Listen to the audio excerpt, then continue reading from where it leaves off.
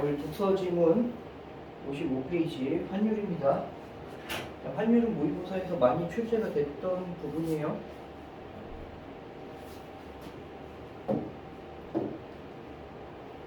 계속 몇 시간 앞단에서 내가 먼저 얘기하는데 우리가 지금 독서를 정규 때 하는 컨셉은 배경 지식하고 그 다음에 어휘라고 얘기했어요. 왜냐면 교과서에 이제 여러분들이 이제 독서를 들어가는 이제 독서와 작문이죠. 비문학 들어가는 학교들 교과서 지문들은 사실 대부분 쉽기 때문에 거기서는 변별력이 별로 발생할 일이 없고, 그다음에 이제 모의고사 비문학 지문들이 보통 이제 추가가 될 가능성이 높은데, 뭐 그건 이제 내신이니까 그 지문들은 그때 우리가 이제 샅샅이 분석을 하면 될 거고, 근데 이제 장기적으로 봤을 때 여러분들이 일단 요거는 항상 중요하죠.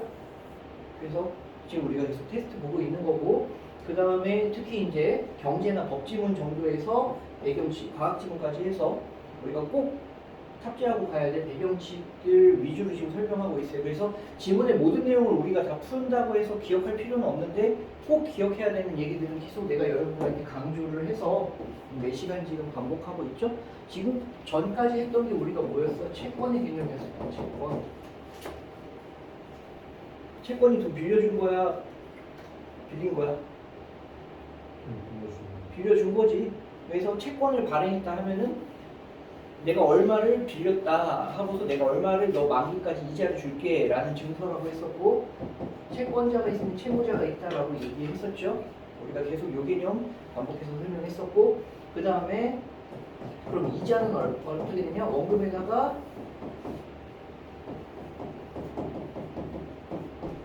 이런 단순한 산수식, 할인율의 개념은 반대로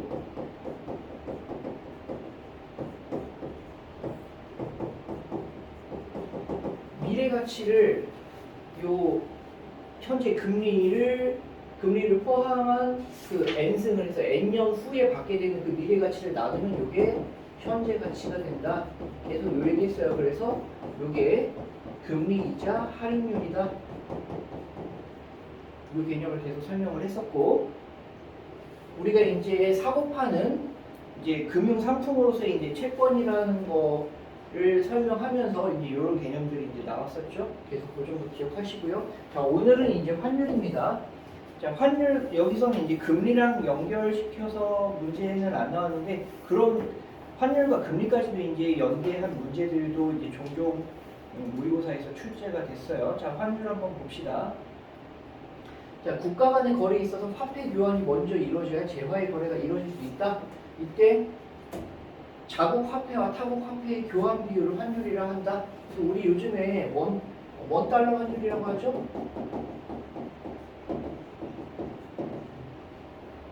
우리가 1달러당 얼마 줘야 되느냐? 지금은 한 1420원 정도 하죠. 이게 1달러랑 얼마랑 우리 원화 얼마랑 바꿔줄래? 이 교환 비율을 얘기하는 거잖아. 자, 이게 환율이야. 자, 그래서 여기도 이제 대표적인 환율이 이제 달러 환율이죠. 자, 환율이 높아진다는 건, 자, 요 개념이 이제 중요해요. 자국의 화폐 가치가 떨어지는 거야. 환율이 높아진다 하면, 자, 요 원화의 숫자가 높아지는 겁니다.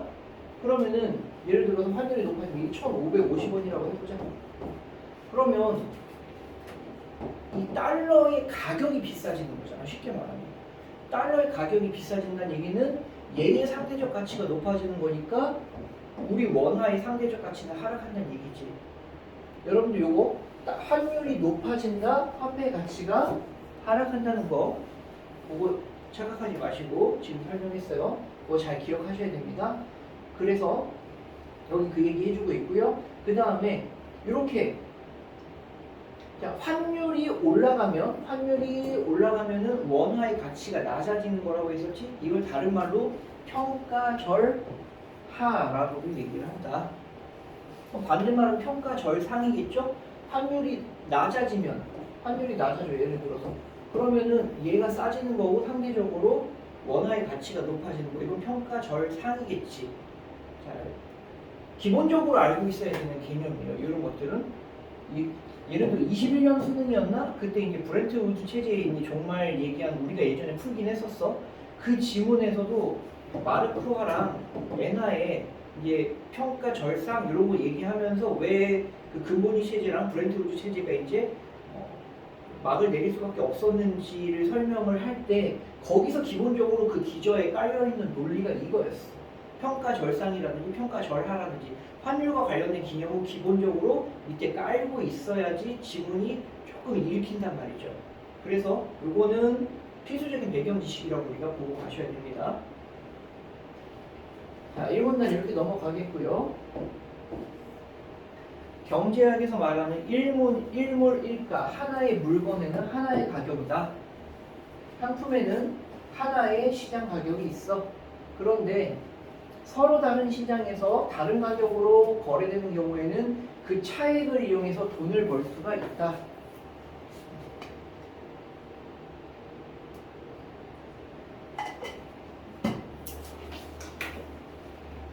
그래서 이 가격 차를 이용해서 거래 차익을 거두는 행위를 중개 거래, 이제 뭐 이거 금융 용어로 아비트라지라고 하는데,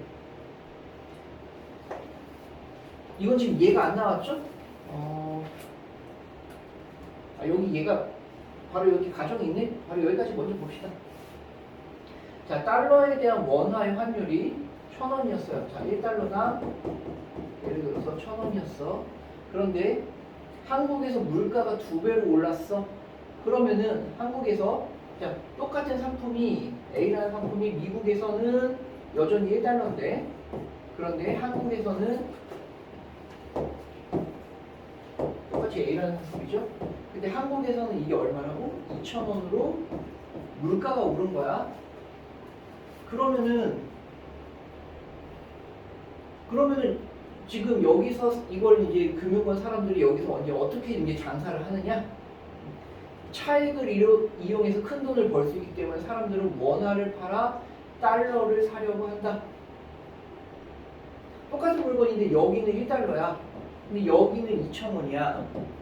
그러면은 뭐의 수요가 높아질 것 같아? 지금 이게 지금 비싸졌지. 자, 여러분 한번 생각해보세요. 물가가 비싸진다는 얘기는 화폐의 가치가 어떻다는 얘기야? 화폐의 가치가 하락한다는 얘기지. 물가가 상승한다는 얘기는 곧 화폐 가치 하락하고 똑같은 얘기야. 그러니까 원화의 가치가 절반으로 하락한 거란 말이야. 똑같은 물건에 대해서 얘는 가격이 똑같은데 얘는 원화를 2배를 줘야 되는 거야. 원화의 가치가 그만큼 떨어진 거야. 그러니까 사람들이 어떻게 하겠어? 달러를 가지려고 하겠지. 원화를 가지려고 안 하겠지. 그러니까 이거에 대한 수요가 늘겠지. 달러에 대한 수요가 는다는 얘기는 환율도 어떻게 된다는 얘기야? 단순한 수요와 공급의 법칙으로 한번 생각을 해보세요.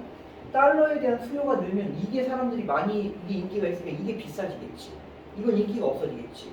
그러니까 이거의 자, 환율은 아직 안 바뀌었어. 자, 환율은 요거였고 물건의 가격이 이렇게 바뀌었다고 치는 거야.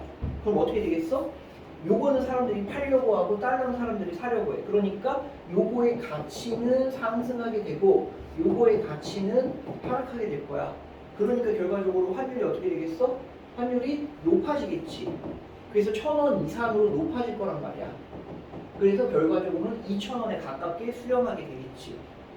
이런 논리를 이제 간단하게만 그냥 설명을 한 거야. 여기서 달러를 사려고 하면 달러 값은 오르고 원화 값은 내리게 된다. 그래서 원화의 환율이 오르는 것이다. 지금 내가 설명한 거 다 말로 다시 설명한 거예요. 그래서 이렇게 이제 여러분들이 받아들이시면 될 것 같은데, 사실 중요한 건 뭐라고? 환율이 오르는 게 뭐라고? 환율이 오르는 거는 가치가 낮아지는 거다 하고, 요거는 같이 기억해 주는 게 좋아. 이것도 전에 금리하면서 몇 번 설명했던 얘기인데,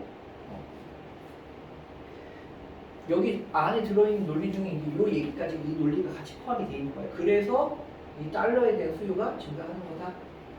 그렇게 보시면 되겠고, 그래서 마침내 달러의 환율은 2배가 됐다. 환율이 계속 이제 상승하면서 이 실제 물가를 반영한 환율로 결과적으로 이제 수렴할 가능성이 높다라는 얘기를 해주고 있어요. 정인 이해됐어? 자, 여기까지. 자, 그 다음에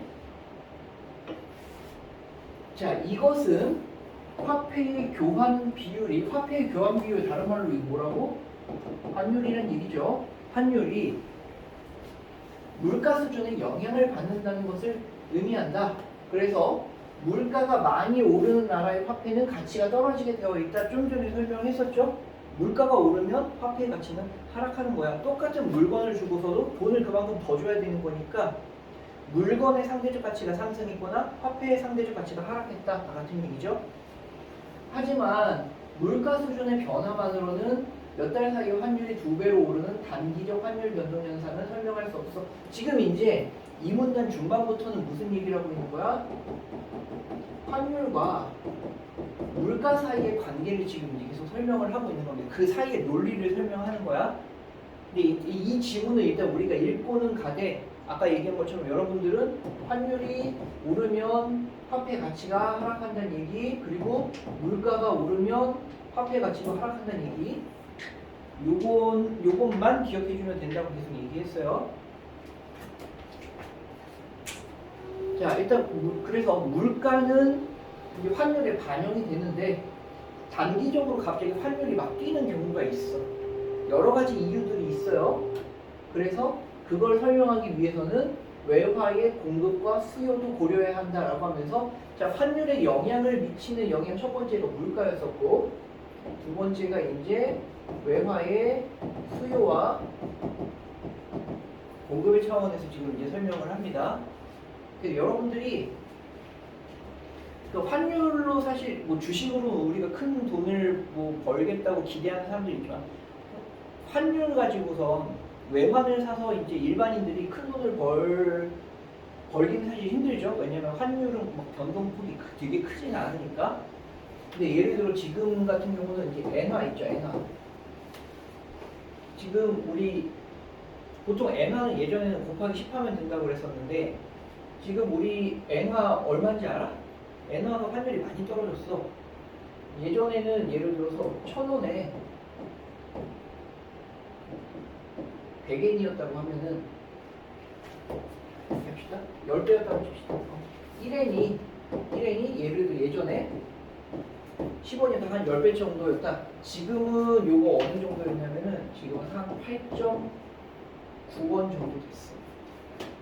환율이 낮아졌지. 환율이 낮아졌다는 얘기는 무슨 얘기야? 원화의 가치, 엔화랑 원화를 봤을 때 원화의 상대적 가치가 높아진 거예요. 엔화의 상대적 가치가 낮아진 겁니다. 일본 정부에서는 2010년대부터 계속해서 엔화 많이 풀어가지고 엔화를 계속해서 이제 낮추고 있어. 엔화의 가치를 계속 낮추고 있어요. 지금 엄청 떨어졌단 말이야. 근데 이제 최근 몇 년 동안에 제일 높게 뛰었던 때가 얼마였냐면 요거 9.5원 정도였을 때 있었어. 9.5원. 그게 언제였냐? 윤석열이 내란 일으켰던 때 그때였어. 그날 그 하루 만에 내가 그날 밤에 잠이 안 오잖아. 다들 불안해가지고 잠 못 잔 사람들 많을 거란 말이야. 근데 이제 그때 영상에서 할 말은 아닌데 내가 이제 엔화를 좀 이제 가지고 있었단 말이야. 엔화 봤더니 9.1원에서 9.5원으로 갑자기 오르더라고. 하룻밤 만에 엄청나게 막 뛰더라고. 근데 그 다음날 며칠 가더라고. 이런 걸 가지고서도 요게 이제 뭐 한 1, 200만 원이면 큰 돈이 아니겠지만은 막 100억대로 굴리는 애들 같은 경우는 하룻밤 사이에 정치적인 큰 이슈가 있으면 한국이 정치가 불안하잖아. 한국이 정치가 불안하면 사람들이 원화를 빨리 팔려고 한단 말이야. 원화를 팔아서 좀 더 안정적인 돈을 달러나 엔화로 바꾸려고 한단 말이죠. 그래서 원화의 가치가 떨어져. 그래서 엔의 가치가 많이 높아진단 말이지. 이런 일들이 발생하기도 해서 여기서는 이제 그런 정치적인 얘기를 하는 건 아니고 일반적인 차원에서 이 얘기합니다.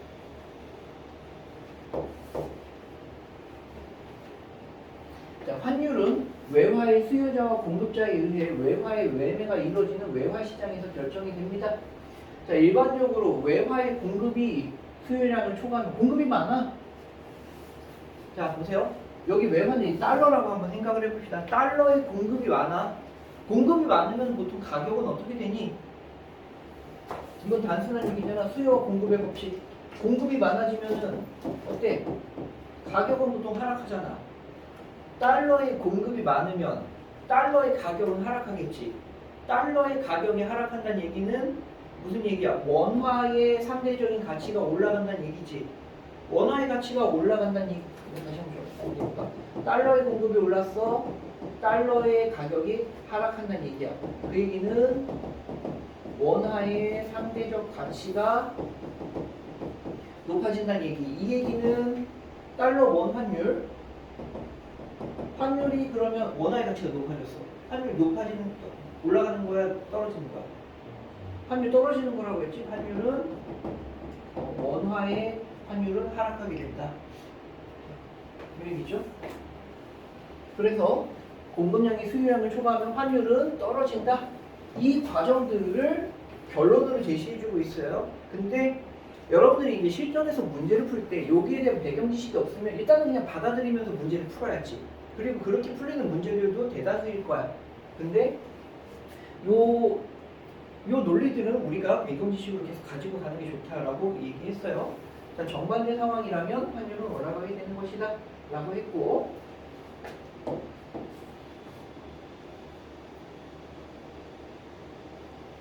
근데 이건 조금 다른 얘기인데 우리가 뭐 97년, 98년 이때 IMF 맞았잖아?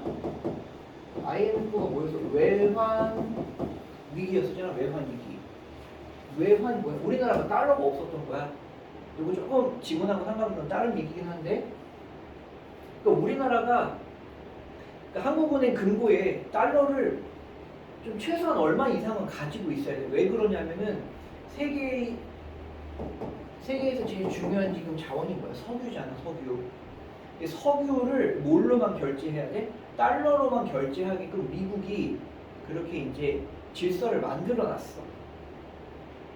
이거 내가 예전에 그 브렌트 우드 체제 그거 정말 얘기하면서 간단히 설명했었는데, 미국이 사우디의 안보를 책임져 주면서 그 중동 지역에 긴밀하게 이게 관여를 하면서 그 페트로 달러라고 해요. 그래서 석유의 결제를 달러로만 결제하게끔 강제를 해놨어. 그러니까 중동의 국가들도 다른 나라, 예를 들어 한국이나 일본이 석유를 사겠다고 할 때 사우디가 달러로만 받겠다고 하는 거야. 달러를 안 주면은 원화나 엔화로는 석유를 안 줘. 그러니까 다른 나라들 입장에서 어때? 달러를 무조건 가지고만 있어야지. 근데 이제 우리 IMF 때 뭐 다른 얘기들 다 쳐내고, IMF 때는 우리가 가지고 있었던 달러가 거의 이제 앵고가 났었지. 그래가지고 사실상 나라가 망한 거야. 왜냐면 다른 나라에 우리가 이제 채권을 국채를 발행하잖아. 채권을 발행하지. 그러면은 우리가 이자를 지급해야 되잖아. 이자를 지급해야 될 때 예를 들어서 이제 계약이 이제 달러로 돼 있었어. 그럼 그것도 못 주는 거잖아. 그럼 우리가 이자랑 그다음에 이제 채권 만기된 거 우리가 이제 돌려줘야 되는데 그 다 달러로 결제가 안 되는 거지. 그게 망하는 거지. 우리가 지금 러시아랑 우크라이나 전쟁이 일어났잖아. 사실상 큰 효과는 없는데, 그래서 미국이나 영국 같은 이제 서방 국가들에서 러시아를 제재할 때 제일 먼저 하는 게 뭐냐? 금융 제재잖아. 금융 제재. 그래서 얘네도 엄청난 산유국인데 얘네가 기름 판 거 은행에서 출금 못 하게끔 이렇게 이제 해놓는 거잖아. 이제 지금은 중국하고 이제 우회적으로 이제 꼼수들이 있어서 사실 잘 안 먹히긴 하는데, 그래서 이 석유의 결제가 사실은 이제 달러 수요에서 제일 중요한 부분입니다. 석유의 결제. 이건 좀 다른 얘기였어요. 자, 그럼 다시 봅시다. 자, 이제 국제적 상품 거래와 자본 거래가 환율에 어떤 영향을 미치는지 한번 살펴봅시다. 자, 국제 수지 나오고, 자, 국제 수지는 경상 수지와 자본 수지를 합한 게 국제 수지다라고 얘기하고 있어요. 자, 경상 수지는 뭐냐? 상품 수지, 서비스 수지, 소득 수지, 이전 수지, 요거를 이제 합친 거다라고 했는데, 여러분들이 이제 뭐 경제학과 관련된 이제 대학교 1학년 돼서 이제 거시경제 같은 거 배우면은 그때 이제 배우겠지만 뭐 그냥 여기서 받아들이면 되는 얘기들입니다. 이거는 뭐 꼭 외울 필요 없어요. 자, 우리 기업이 외국에 수출하는 상품의 총액과 외국에서 수입한 상품의 총액을 비교하는 것이 상품 수지다. 이거 경상 수지 우리 단어 시험 볼 때 있었던 것 같은데 지난주에 있지 않았니? 그래서 그 중에서 경상 수지를 이루는 요소 중에 하나의 상품 수지는 뭐야? 우리가 수출한 상품 금액 그리고 수입한 상품 금액 요거 다 비교했을 때 예를 들어서 우리가 수출한 게 더 많았어. 그러면 이제 상품 수지 흑자가 되는 거지. 반대로 수입한 게 더 많으면 상품 수지 적자가 되겠고 그 얘기 나오고 있죠. 흑자, 적자 기본적인 용어들이죠. 그 다음에 무형의 서비스 수출과 수입을 비교하는 것이 서비스 수지다. 그래서 우리가 이거 제일 이 재화와 서비스 용역이라고 하죠. 자, 그 다음에 외국인 근로자에게 지급되거나 내국인 해외 근로자가 수취라는 게 뭐야? 받는 거잖아. 받아서 얻는 거. 받는 급료 및 임금과 대외 금융자산 뭐 이런 것들의 차이가 소득수지다라고 얘기했어요. 여러분들 이 정도 그냥 받아들이시면 됩니다. 단어 한번 볼까? 자, 일단 이 부분은 금방 이해는 될 거야. 예를 들어서 스리랑카 아니면 이제 베트남, 이 동남아 노동자들 한국에 많이 와 계시죠? 자, 그분들이 우리나라에서 돈 벌어가지고 그거 자기네 국가로 이제 송금한단 말이야. 그럼 그분들이 우리나라에서 벌어가는 돈이 있을 거야. 그리고 반대로 우리나라 사람들도 외국 가서 일하면서 그 나라에서 받는 돈이 있을 거야. 란 말이죠. 그거를 비교했을 때 뭐가 더 많냐? 우리가 벌어들이는 돈이 더 많으면은 소득수지 흑자가 되겠지. 이런 개념이 소득수지라는 거고요. 그 다음에 또 이거 투자소득의 수익 및 지급의 차이라고 했는데 여기 투자소득 보면은 투자소득이 뭐가 있어? 배당, 이자. 이자는 뭐 알 거고 배당은 알아? 배당? 업무 배당 혹시 아니?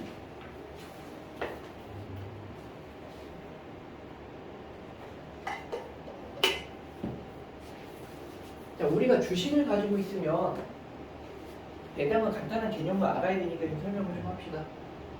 자, 우리가 주식이라는 게 그 회사의 지분이잖아. 내가 이 회사에 대해서 얼마만큼 내가 관여할 수 있는지 지분을 갖고 있는 거잖아. 그래서 주식이 뭐 보통 몇백만 주, 막 이렇게 수백만 주 이렇게 되죠. 근데 주식을 갖고 있는데 이 회사가 돈을 벌었어. 돈을 벌면 그래서 이익이 남았어. 이익이 남으면 이거를 자기 회사의 주주들한테 이렇게 돌려주는 경우도 있단 말이야. 그걸 배당이라고 합니다. 그래서 예를 들어서 삼성전자 같은 경우 예를 들어서야 정확하지는 않은데 삼성전자 같은 경우 한 주당 이게 분기에 예를 들어서 500원씩 이렇게 배당을 주기도 해요. 그것도 분기별로 배당을 합니다. 그래서 내가 예를 들어서 10주 가지고 있다. 그러면은 이제 한 분기가 이제 3개월이지. 3개월에 예를 들어서 한 주당 500원이니까 3개월에 이제 5,000원씩 이제 배당금으로 들어오는 거지. 그 이자나 이제 배당소득 이런 것들도 이제 다 투자소득이다라고 보시면 되겠고. 그 다음에 이제 이전 수지가 뭐냐? 이전 수지는 외국에서 우리나라가 가난하면 외국이 이렇게 도와줄 수가 있죠. 그 다음에 반대로 우리나라가 외국에 이제 쉽게 말하면 기부죠. 도와줄 수도 있지. 이런 것들을 이전 수지라고 한다. 그래서 이 네 항목을 다 합치는 게 이게 뭐라고? 이 네 항목이 경상수지다. 아까 얘기했어요. 그래서 이 네 항목을 다 합쳤을 때 번 돈이 더 많으면 흑자, 나간 돈이 더 많으면 적자. 그냥 개념 얘기였고요. 자, 그 다음에 이거 봅시다. 지속적으로 경상수지 적자를 보는 나라는 외화 부족 사태를 겪을 수 있다. 자, 이를 해소하기 위해서는 외국에서 자본을 들어와 부족한 외화를 보충해야 한다라고 했는데 여기서도 이제 사실 막 논리가 많이 빠져있긴 한데 왜 그러냐면 경상수지 적자면 우리나라에서 나가는 돈이 많잖아. 해외에서 국제적인 거래를 할 때 달러로 보통 거래를 많이 하기 때문에 그래도 외화가 많이 필요하기 때문에 보통 그런 거야. 그 정도만 이해하시면 됩니다. 그래서 우리나라가 적자야. 나간 돈이 더 많아. 나간 돈이 더 많으면 외화가 계속해서 부족해진다. 더 많이 쓰게 되니까. 그래서 외화를 보충해야 돼. 그러면 어떻게 외화를 보충을 하느냐? 정부나 은행이 외국에서 차관을 들여오는데 차관이라는 표현 잘 모르죠? 차관. 쉽게 말해 이것도 빚이야, 빚.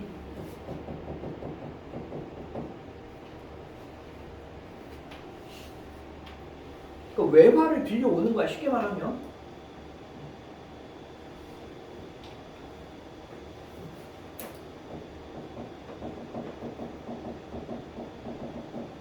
그 외화를 빌려오는 거다 정도로 이해하시면 돼요. 그 다음에 외국 기업이 그 나라에 투자하는 경우는 자본이 유입이 된다. 외국 기업이 예를 들어서 우리나라에 공장을 세우고 공장을 짓고서 여기 지금 우리나라에 공장 세우는 나라들이 별로 없죠. 오히려 우리가 반대로 외국에 미국에 막 지금 공장 세우고 이러고 있긴 한데 어쨌든 예를 들었을 때 삼성이 지금 미국에 공장을 세워. 그러면은 이 한국 기업이 미국에 투자를 하는 거잖아. 그럼 미국 입장에서 어때? 한국의 자본이 여기로 이제 들어오는 게 되겠지. 이렇게 보시면 됩니다. 그 다음에 정부와 은행이 외국에 돈을 꿔주거나 그 나라의 기업 이건 완전히 위에랑 반대되는 상황이다. 그럼 자본 유출이 생긴다. 그러면은 외화가 이제 밖으로 빠져나가겠죠. 자, 그래서 이런 자본의 수출입을 비교하는 것을 자본수지라고 하고 경상수지와 자본수지를 합친 것을 국제수지라고 한다라고 했어요. 자, 국제수지가 균형을 이룰 수도 있고 경상수지 적자를 보는 나라가 있으면은 그러면 어떤 나라면은 아니 다른 얘기구나 다시. 자, 국제수지가 예를 들어 균형 똔똔이야. 이 얘기는 뭐니? 국제수지에서 나가는 돈하고 들어온 돈이 같다는 얘기지. 그런데 그러면은 경상수지는 적자였어. 그러면은 자본수지에서 그만큼 흑자이니까 둘이 똔똔 친다는 얘기겠죠? 이건 이제 반대 경우고. 자, 여기까지. 자, 경상수지 적자가 나면 달러 수요가 공급을 초과하기 때문에 환율이 올라간다라고 해서 자, 이제 이 논리 한번 잘 봅시다. 앞에서 이제 다 나왔던 얘기인데 경상수지 적자가 나면 어떻게 된다고 했어요? 외환이 유출이 되는 거라고 밖으로 해외로 나간다고 했었지. 해외로 나간다는 얘기는 부족해진다는 얘기잖아. 이거 좀 전에 위에서도 했던 얘기지. 이건 바로 지문에서 있던 얘기입니다. 그러니까 대표적인 외화 달러라고 보시면 되겠죠. 그러니까 부족해지니까 어떻게 했어? 부족해진다는 얘기는 외화의 수요가 증가한다는 얘기가 되는 거지. 그럼 여기까지 됐어? 자, 그럼 보세요. 외화의 수요가 증가하면 외화의 가격은 올라가 떨어져. 고민 많이 할 필요 없는데 수요가 증가하는 거야. 사람들이 우리가 달러가 부족해. 달러가 필요해. 빨리 달러를 사고 싶어. 달러의 가격 올라가 떨어져. 달러의 가격 올라가겠지. 달러의 가격이 올라간다는 얘기는 여기 이제 외화의 가격이 올라간다는 얘기. 이 얘기는 환율. 여기서 말하는 환율은 이 원화 기준의 환율입니다. 원화의 환율은 높아져 낮아져. 자, 원화의 환율이 떨어지는 게 원화가 가치가 높아지는 거야, 낮아지는 거야? 떨어져요. 원화 환율이 떨어지는 게 원화의 가치가 높아지는 거잖아. 지금 이거 뭐라고 했어? 달러의 가치가 높아지는 거라고 했어. 달러의 가치가 높아진다는 얘기는 지금 원화의 가격이 낮아진다는 얘기잖아. 그럼 환율은 어떻게 되겠어? 올라가는 거지. 계속해서 얘기하지만 요거 착각하지 말라고 계속 얘기했었죠? 자, 그래서 여기 보면 그래서 결과는 환율이 올라간다는 얘기야. 그래서 요 얘기를 다시 이제 세부적인 논리를 다 설명을 다시 해본 건데 계속 같은 얘기 지금 반복하고 있는 거죠. 자, 그 다음에 환율이 오르면 수출이 증가하고 물가가 높아진다라고 했는데 이것도 좀 설명을 할게요. 요거 지금 이 지문에서는 중간 논리들을 상당히 많이 생략하면서 제시를 했는데 이 중간 논리를 가지고서도 모의고사에서 한 두어 번은 출제가 된 거니까 이거는 설명을 좀 합시다.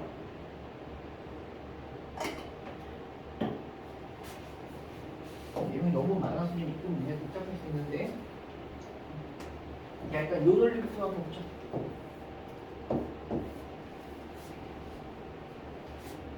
자, 환율이 오르면 수출에는 유리해.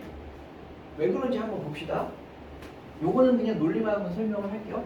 자, 환율이 오르면, 자, 예를 들어서 1달러에 1,000원이었던 게 2,000원으로 환율이 올랐다고 칩시다. 자, 그러면 예를 들어서 A라는 기업에서 A 기업에 자, B라는 상품이 있는데 얘의 가격이 얼마냐? 얘의 가격이 2,000원이었어. 그러면은 요거 수출할 때 이거 가격 얼마겠어? 2달러겠지. 처음에 환율 요때 2달러겠지.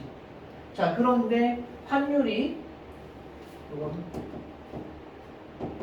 1,000원일 때 그런데 이제 환율이 바뀌었어. 1달러에 2,000원으로 환율이 바뀌었다고 칩시다.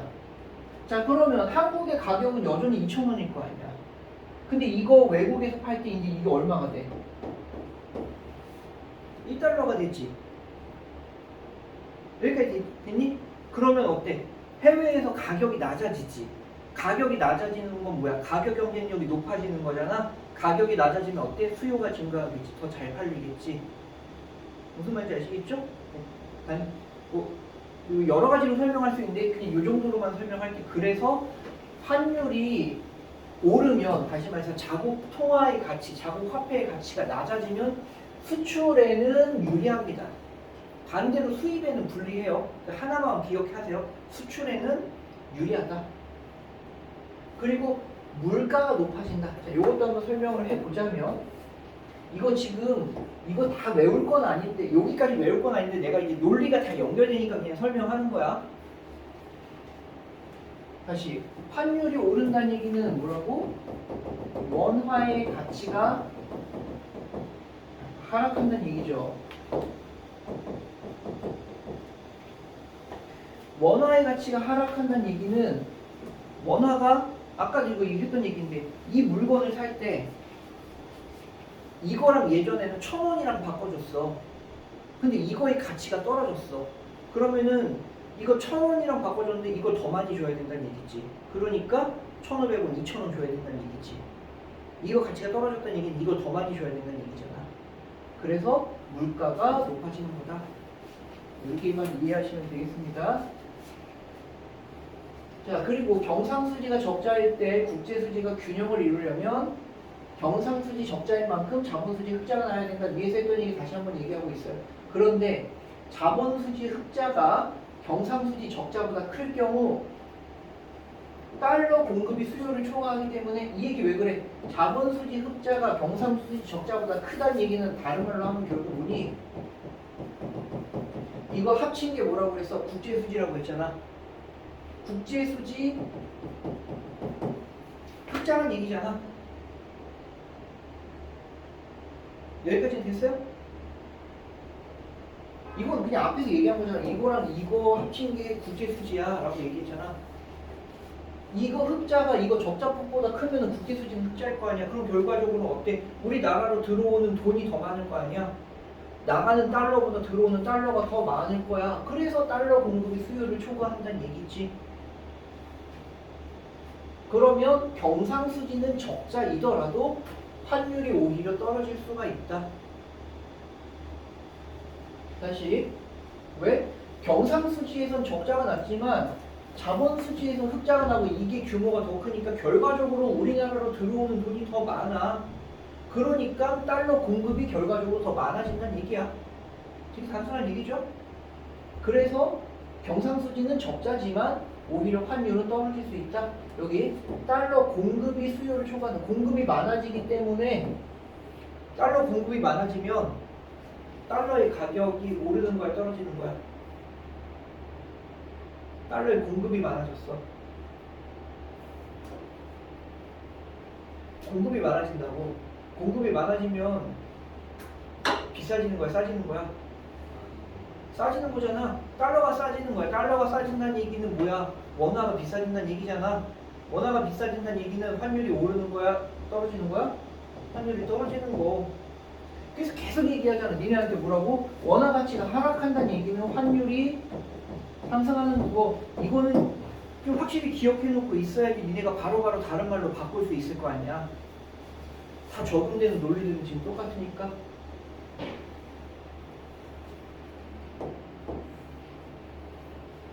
자, 지문의 내용이 사실 되게 많은데 이 안에 있는 논리들은 계속 똑같은 거라고 계속 얘기했어요. 자, 그래서 경상수지 적자보다 자본수지 흑자가 크다는 거는 자, 국민이 생산한 것보다 더 많은 재화와 서비스를 소비하기 위해서 자본을 빌려야 한다. 그래서 이런 상황이 장기간 지속이 되면 외화 채무가 증가해서 신용도가 낮아져서 어쩌고저쩌고 차관을 끌어올 수 없게 된다 라고 얘기했는데 이거는 그냥 단순하게만 봅시다. 이제 여기서까지 더 자세하게 설명은 안 하겠고, 외국으로부터 자본을 빌려야 돼. 외국으로부터 계속 외화를 빌려와야 돼. 그러면 외화를 계속 빌려오면 빚쟁이잖아. 빚 계속 외국에서 빌려오고 있으면은 사람들 어떻게 써? 저 나라 돈 없나 보다 라고 해서 신용도 낮아질 거고, 그러면은 외국인이 돈 안 빌려주겠지? 그 얘기야. 그리고 쟤 자꾸 빚내는 거, 자꾸 외화 빌려가는 거 보니까 불안하네? 쟤한테는 돈 빌려주면 안 되겠다. 그리고 빌려줬던 것도 빨리 갚으라고 해서 다 외화를 막 회수해.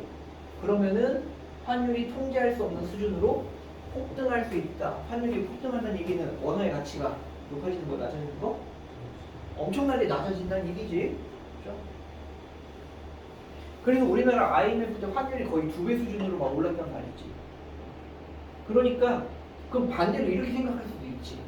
환율이 지금 2배로 올랐어. 예를 들어서 1달러당 90년대 한 800원 했던 것 같은데 막 1,500원으로 엄청나게 올랐어. 우리나라 달러 없었으니까 달러 좀 달라고 막 구걸하면서 우리나라 이제 그걸 망했잖아. IMF 때 달러 환율이 엄청나게 높아졌단 말이야. 원화 가치가 이제 떡락했지. 근데 이제 장기적으로 보면 어떻게 했어? 장기적으로 보면 우리나라가 완전히 이제 망해서 그지가 되지 않는 이상 다시 정상화가 되면 환율도 좀 정상화가 될 가능성이 있지. 그러면은 이때 이제 환율이 점차적으로 다시 하락할 가능성이 있잖아. 그럼 그때는 사람들이 이제 뭘 사놓는 게 좋겠어? 원화를 사놓는 게 좋겠지. 반대로 환율이 엄청나게 오를 것 같아. 그럴 때는 사람들이 이제 달러에 투자를 하는 게 좋겠지. 그러니까 이건 여러분들이 이제 투자랑도 다 관련이 있는 거야. 그리고 달러는 이제 보통 요즘에는 안전자산이라고 생각하기 때문에 이제 글로벌 위기가 있으면은 달러의 수요가 보통 증가해요. 그래서 환율이 보통 높아집니다. 그래서 전쟁 같은 거 일어나거나 하면은 환율은 보통 올라가는 경향이 있지. 왜? 달러들을 사람들이 가지고 있으려고 하니까. 보통 달러나 엔화는 안전자산이라고 해서, 왜냐면 일본이나 미국은 세계에서 가장 이제 경제 부국이잖아. 그러니까 망할 가능성이 제일 없는 나라들이지. 그래서 이 나라의 화폐들은 이제 금이랑 더불어서 안전자산 취급을 받아요. 수요가 꾸준히 있습니다. 원화는 조금 불안하고.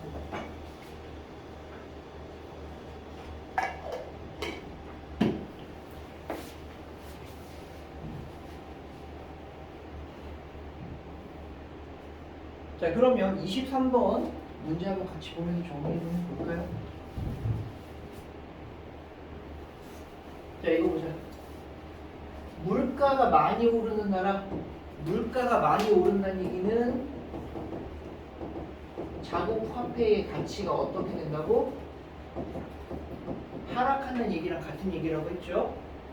자, 자국 화폐의 가치가 하락한다는 얘기, 우리 이거를 평가절하라고 얘기했어요. 평가절하.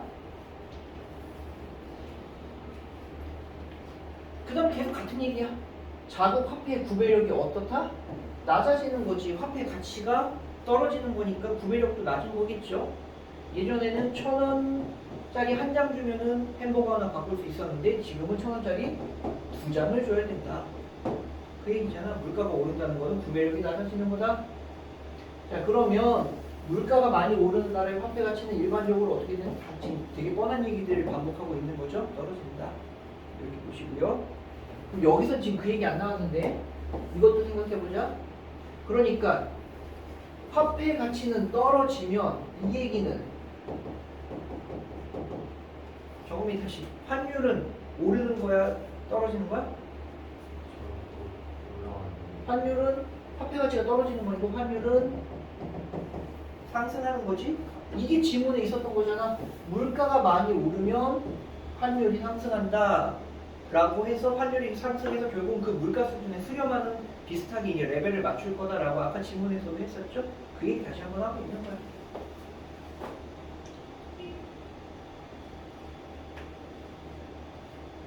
자, 24번 봅시다.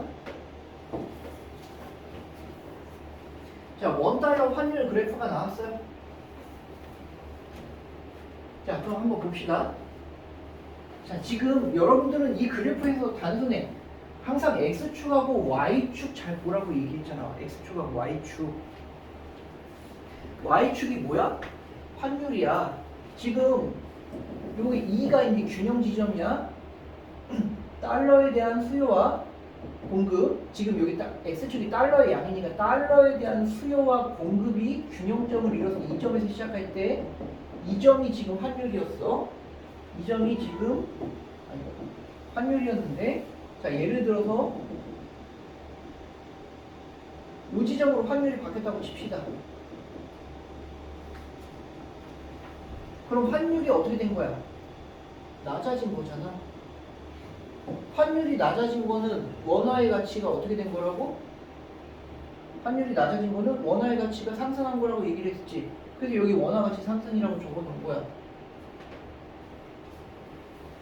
자, 원화의 가치가 상승했다는 얘기는 다시 말하면은 무슨 얘기니? 달러의 상대적인 가치는 하락했다는 얘기랑 똑같은 얘기지. X축을 봐봐. 지금 뭐가 바뀌었어?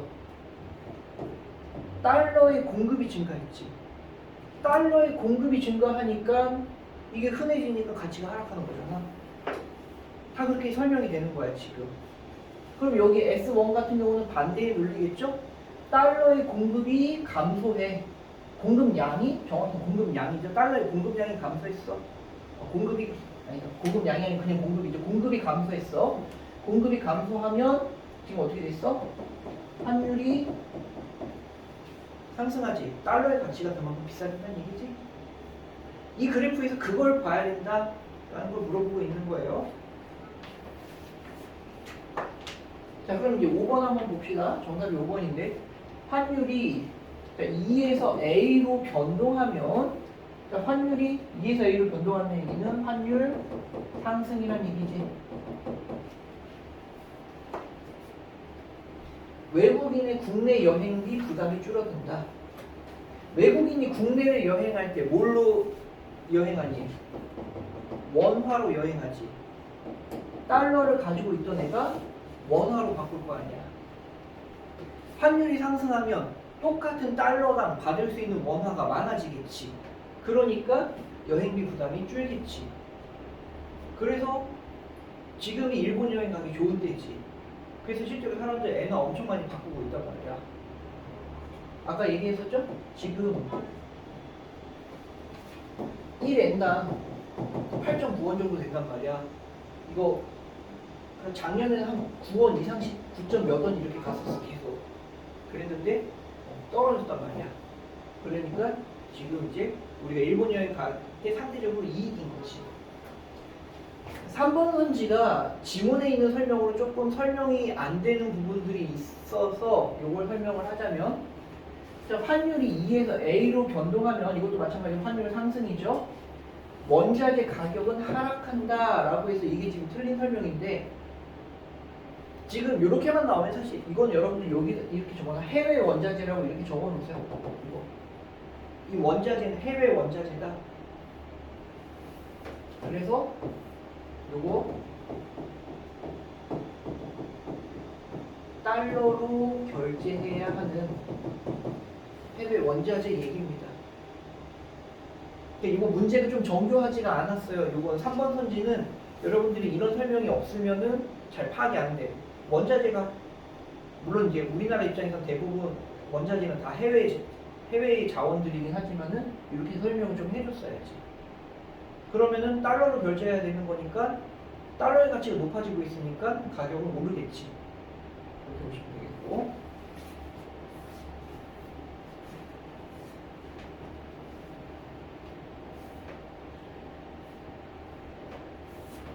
25번 문제 다 풀진 않겠고 지문에서 뭐라고 했어요? 요거 다 합쳐가지고 경상수지라고 했어. 가곡 같은 경우는 경상수지가 이거 다 합쳐봤더니 마이너스 400이라서 경상수지 적자야. 그런데 자본수지에서는 흑자야. 그래서 결과적으로는 어떠니? 국제수지에서는 얘는 흑자죠. 무슨 얘기야? 물건이나 이런 것들 팔 때는 이걸 가지고선 적자니까 나가는 돈이 더 많은데 자본수지 우리가 해외에서 투자로 벌어들이는 돈은 많아. 그러니까 결과적으로는 우리나라로 들어오는 돈이 더 많은 상황이지. 가격은 이렇게 보시면 됩니다. 그럼 이 나라 같은 경우는 지금 외화가 남는 상황이겠지. 그러면 외화를 빌릴 필요가 없지. 근데 이 나라 같은 경우는 어때? 이 나라는 반대야. 나국 같은 경우는 경상수지는 흑자인데 자본수지는 적자라서 국제수지는 적자야. 나가는 돈이 더 많아. 그럼 외화가 필요하니까 외국으로부터 차관을 들여오든지 해가지고 돈을 빌려야겠지. 뭐 그런 얘기들 하고 있어요. 그 정도만 보고 넘어가겠습니다.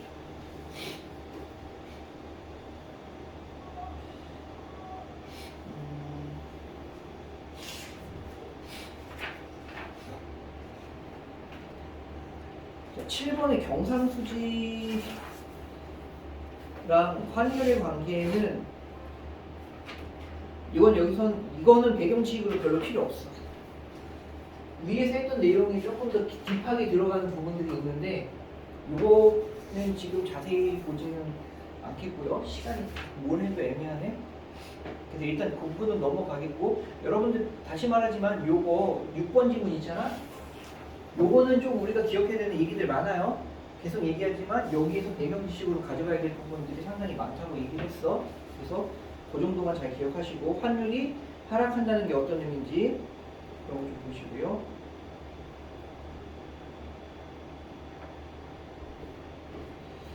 아, 8번 지문.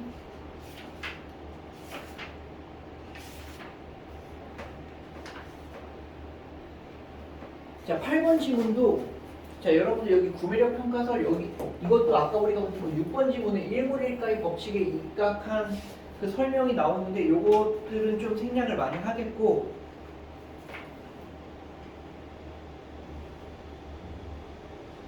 이 얘기 위주로만 좀 설명할게요. 기억에.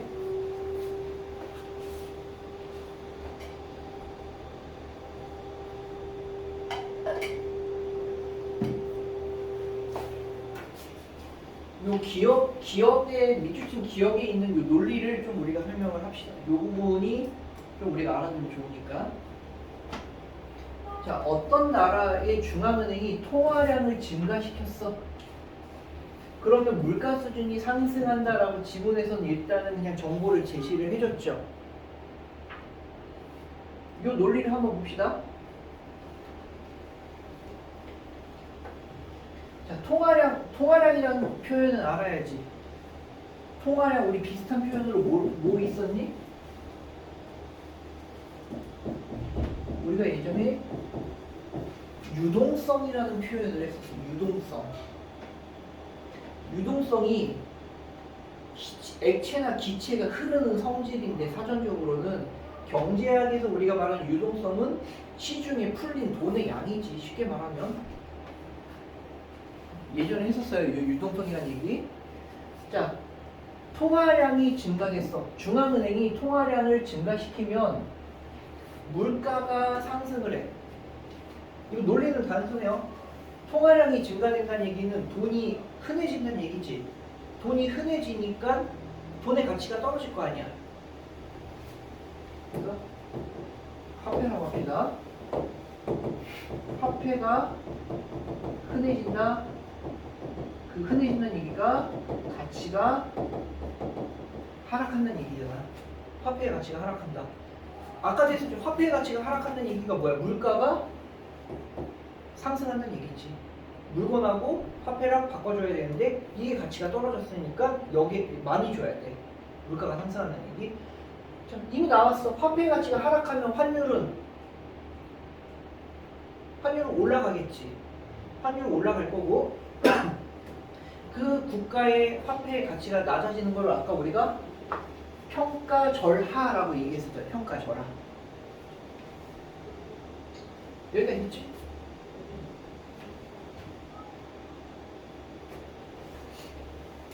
그래서 요거 다시 환율이 어떻게 되는 거야? 화폐가 다른 나라 화폐에 비해서 평가가 절하되는 거. 환율이 상승하는 거다. 그 얘기를 지금 여기 말로 길게 설명해주고 있어. 화폐 가치가 하락해서 동일한 액수의 자국 화폐로 구입할 수 있는 외국 화폐의 양이 감소하는 거다. 동일한 액수의 화폐를 구입할 수 있는 물건의 개수도 줄어들어. 그러니까 물가도 상승하는 거고 달러의 가격도 비싸지는 거야. 그래서 환율이 상승하는 거다. 다 계속 같은 논리들이에요. 자, 그러면은 여기서는 이제 요 얘기를 한번 봅시다. 통화량 증가. 지문에서 상관없는 얘기인데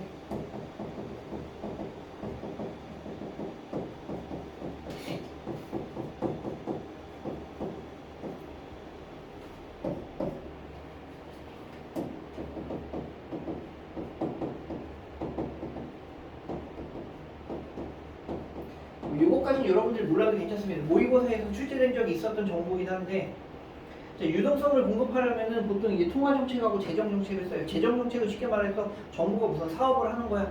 아니면 니네 주머니에 그냥 그 우리 코로나 때 재난지원금 꽂아줬던 것도 그냥 비슷하다고 생각하시면 됩니다. 자, 통화정책을 가지고서 좀 봅시다. 통화정책이 이제 금리를 가지고선 금리를 조절해서 유동성을 이제 공급하든지 회수하든지 하는 거거든. 자, 그럼 이제 요것만 한번 생각해 보자. 자, 통화량을 증가시키는 경우 금리를 높여야 될까 낮춰야 될까 요걸 한번 생각을 해봐. 통화량을 내가 증가시키려고 해. 중앙은행이 보통은 그 화폐를 발행하는 주체인 중앙은행에서 기준금리를 제시를 합니다. 중앙은행이 기준금리를 제시를 하면 그러면은 이제 우리 이제 민간 은행들 있죠? 우리은행, 하나은행 이런 은행들 있잖아. 이런 은행들에서 이제 시중 금리를 따라서 조절을 해. 그러면 여기에 따라서 이제 유동성이 바뀌거든. 자, 요 얘기도 한번 생각해 봅시다. 이제 요 얘기를 설명하려고 하는데, 자, 금리가 이자율이지. 금리를 높여. 금리를 높이면 사람들이 예금을 많이 하려고 하겠어, 적게 하려고 하겠어? 쉬운 얘기야 이거. 이자 많이 준대. 정음이. 그러면은 은행이 예금할 거야 안 할 거야? 하겠지. 예를 들어 예전에 1%였는데 은행에서 8% 준대. 그러면은 예금 안 하는 사람들 은행에 예금하겠지. 그죠? 금리가 높아지면 예금은 늘어나. 대출은 어떻게 될까? 사람들 돈 많이 빌리려고 하겠어? 적게 빌리려고 하겠어? 이자가 부담될 거 아니야. 그러니까 대출은 적게 받으려고 하겠지. 자, 그러니까 보세요. 정민이가 예전에 이자율이 낮았을 때는 100만원짜리 백 사고 싶으면 은행에 대출 받아서 샀어. 그랬는데 이자가 이제 부담돼가지고 좀 참아야겠어. 그만큼 대출이 줄면서 소비를 안 하겠지. 그리고 사람들이 소비를 할 돈을 가지고서 은행에 많이 넣으려고 하겠지. 두 개가 다 같은 논리야. 그러니까 금리가 높아지면 이런 현상이 발생을 해. 그러면은 통화량이라고 봅시다.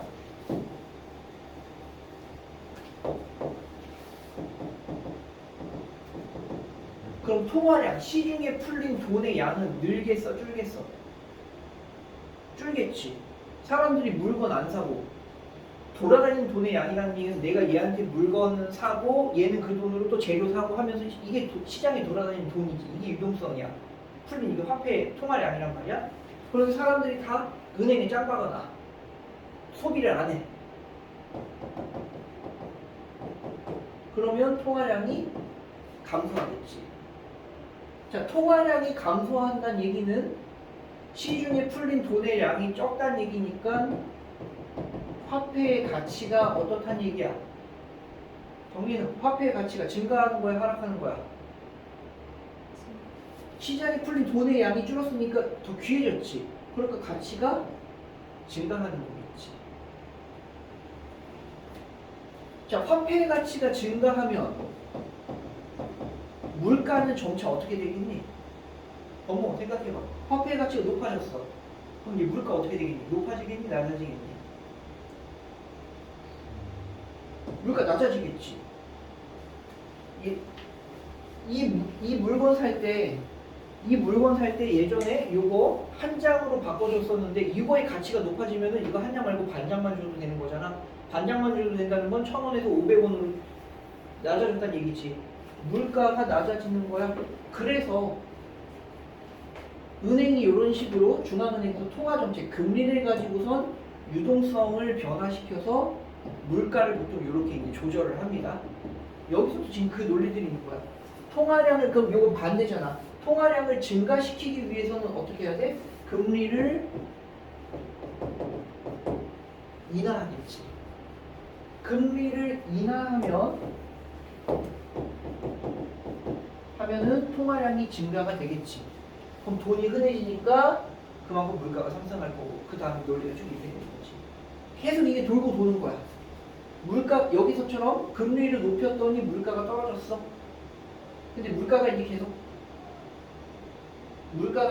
떨어지고 뭐 문제들이 발생해서 이제 다시 물가를 좀 올려야 돼. 경기가 이제 너무 침체돼 있어. 그러면은 반대로 이제 돈을 좀 풀어야겠지. 돈을 풀려면 이제 반대로 여기 있는 거지. 금리를 인하시켜. 그래서 돈을 풀어. 돈을 풀면은 시장이 이제 활성화가 되고 사람들이 이제 돈을 많이 쓰게 되겠지. 소비가 활성화돼. 그런데 이제 문제가 또 뭐가 되겠어? 물가가 상승해서 인플레이션이 발생해. 그럼 이제 인플레이션이 발생하면은 이제 외환 환율에서도 이제 문제가 생길 수 있고 물가도 이제 너무 높아지면 안 좋잖아. 그럼 그때는 다시 금리를 높이면서 이런 식으로 계속 이제 순환되는 거지. 그래서 요 논리 정도를 좀 기억하시면 좋겠다. 이 지문하고는 상관없는데 이 지문의 사실 내용 뭐 J자 커브 요거는 이 지문에서만 필요한 얘기니까 그거 몰라도 괜찮단 말이야. 좀 전에 얘기한 것처럼 요 유동성, 그 통화 정책과 관련된 개념들은 좀 논리를 이해하는 게 좋겠다. 자, 숙제 좀 봅시다. 숙제.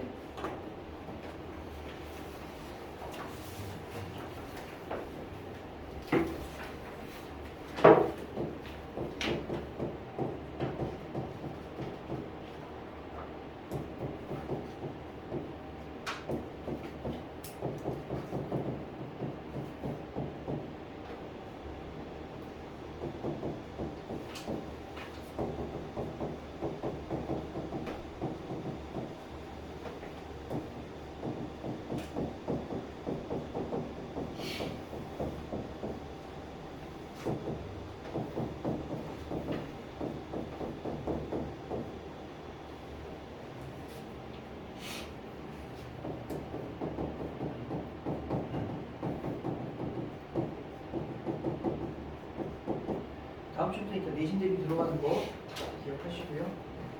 여기까지 합시다.